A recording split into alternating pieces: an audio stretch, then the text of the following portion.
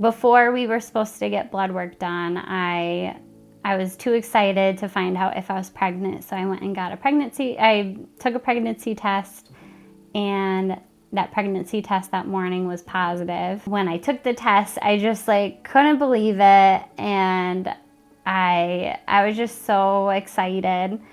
And I went and grabbed a little bandana for our little Fifi, our little Chihuahua, and I wrote, Mommy's pregnant, and then I put that on her, and then I had her come out to Kevin that morning to let him know that this transfer worked.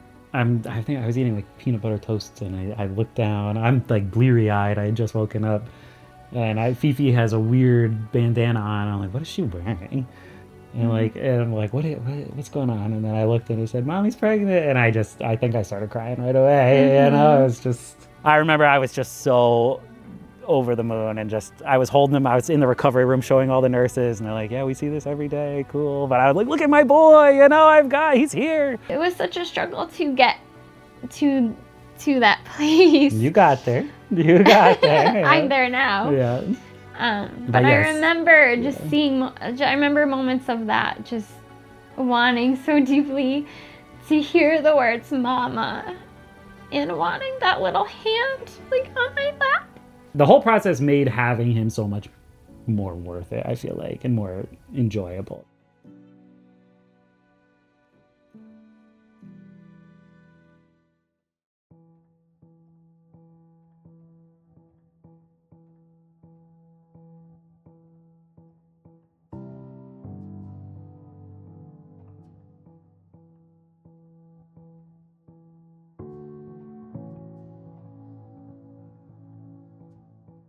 I guess I grew up, I had a fun childhood, but I always dreamt of having my own family, of growing up, getting married, and having children and having a family of my own. I just assumed that was something that everyone just gets easily. Ended up meeting my wife Megan in acting class, where she came up to me and tried to talk to me, and I was like, why is a girl talking to me? I had no game at all, and I was just, I clammed up, but she was persistent, and we ended up dating. He ended up coming over for a game night that I had with my friends, and we got along really well, and we ended up having our first kiss, and it was lovely.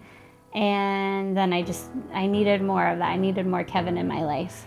I got my master's degree, we got married, bought a house in 2020. And so we were like, all right, we're almost 30. It's time, we feel like we've had our fun. We can, just start having kids. I just assumed, once you decide you're ready for a child, you just have children and it's gonna work right away. And yep, after about 6 months, I realized maybe something's a little off. We were still fairly young.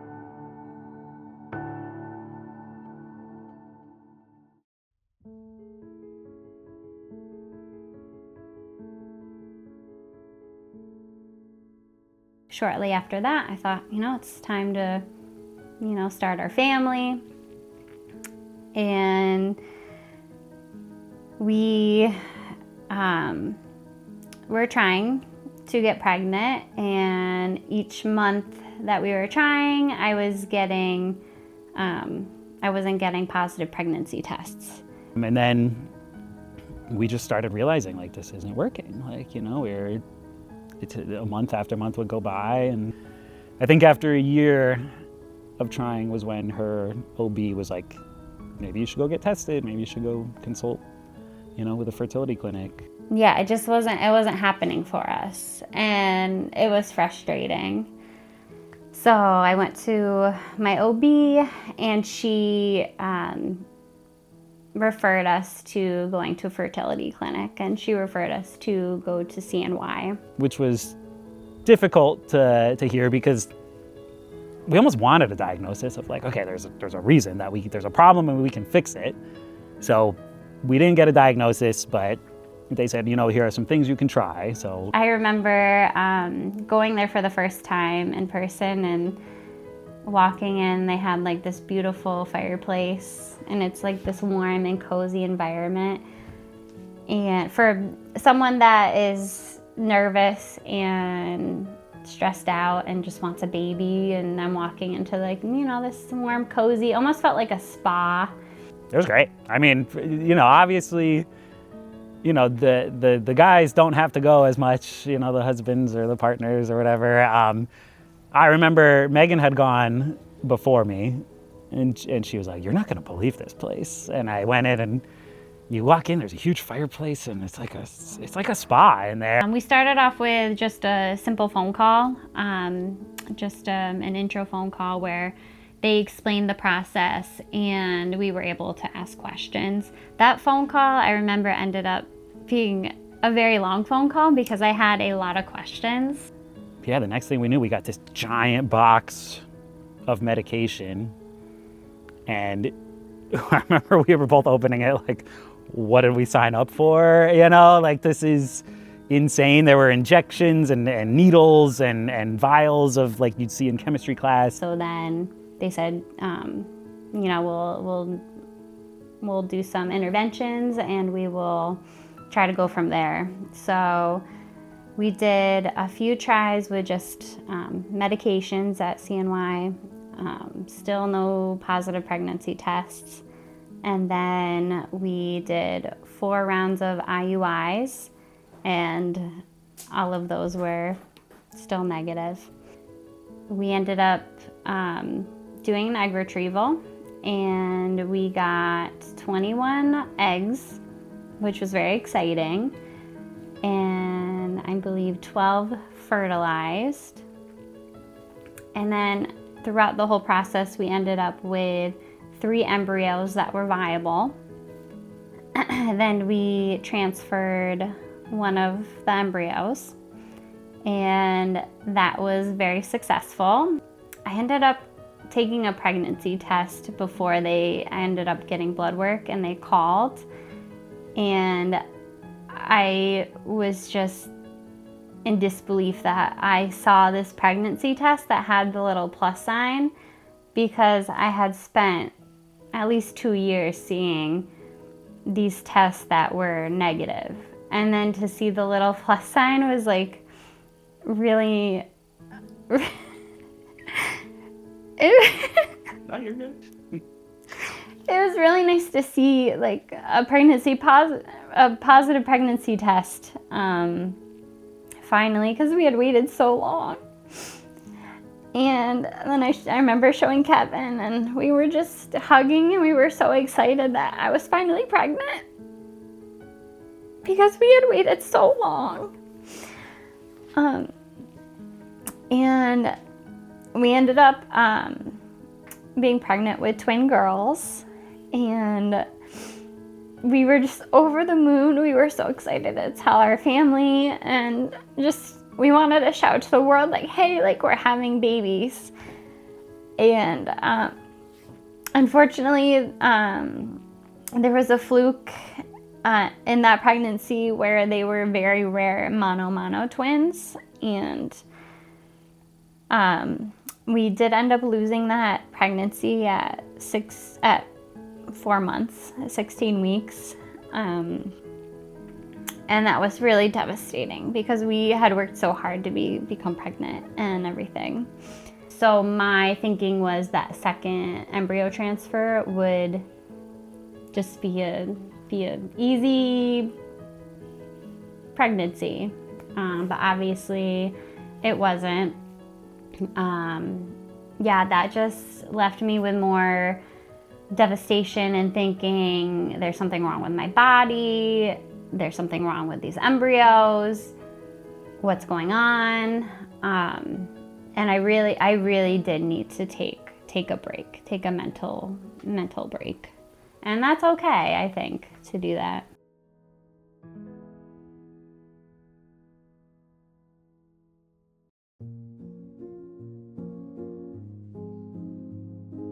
Between the acupuncture and the therapy and running and yoga, I was able to get my mind right and be able to be ready for a third transfer.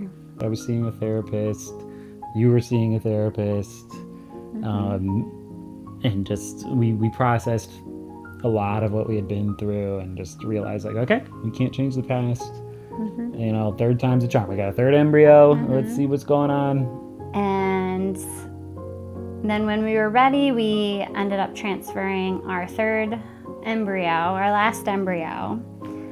And I remember it was graded BB, and so we kept calling the embryo BB-8, like in Star Wars. And our little BB ended up being very successful. The day before we were supposed to get blood work done, I was too excited to find out if I was pregnant, so I went and got I took a pregnancy test, and that pregnancy test that morning was positive. And when I took the test, I just couldn't believe it, and I was just so excited. And I went and grabbed a little bandana for our little Fifi, our little Chihuahua, and I wrote, Mommy's pregnant, and then I put that on her, and then I had her come out to Kevin that morning to let him know that this transfer worked. Yeah, I remember I went to go eat breakfast, and I think I was eating peanut butter toast, and I looked down. I'm bleary-eyed. I had just woken up, and Fifi has a weird bandana on. I'm like, what is she wearing? And I'm like, what's going on? And then I looked and it said, Mommy's pregnant, and I think I started crying right away. You know, it was just, you know, to get back to that point, because we had been to that point once, it didn't work out. And we both felt positive. I remember being nervous, okay, we've been through this once before, but for whatever reason, we both just knew. We did. And we would go to the ultrasounds it's not twins or anything, right? Yeah, we were a little nervous. No, it's just one, and they're you have one healthy embryo, and yeah, it was great. He was great, and he is an uneventful pregnancy. Yeah, now we have our 1-year-old Declan, who is, our successful IVF baby. And now we're here and we're loving it.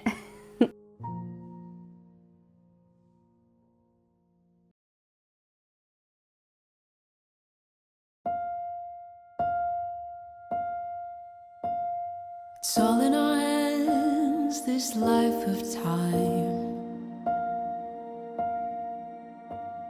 that's given to us all. It gathers round each night, each morn. We watch it pass and grow. And that moment was just worth everything. That I always say that the day after he was born was the best day of my life. When they just left me in the room. Megan was recovering, and I just had him in my arms for hours, and just people were calling and texting, and I was like, this is amazing. She's sitting in the back seat with him, and she's crying. Oh, Declan, the world's so excited, and I'm just I'm driving my baby. I'm nervous. I gotta get home, but it was special. It was very special. It was great. It made everything. You forget about all the low points that you go through. But yes. I remember I remember moments of that, just wanting so deeply to hear the words "mama" and wanting that little hand on my lap. And that was really hard to accept. Maybe that wasn't gonna happen for us. Yeah. It is all in our hands, it is all in our hands. Yeah, I think it's taught me to feel your feelings a little bit, and to, not be afraid to be a little more vulnerable, and just acknowledge that there's no Band-Aid, there's no immediate fix for any of this, and just acknowledge these things take time. I think it takes a lot of patience, but it's 100% worth it in the very end, because I got to hold my little guy at the very end there. I'm very thankful to CNY for helping us get our little bundle of joy. Baby, one more trip around the sun, and we'll gather here where land meets sea, where we can be as one. It is all in our hands, and we know the change will surely come. This life of time we can be is all in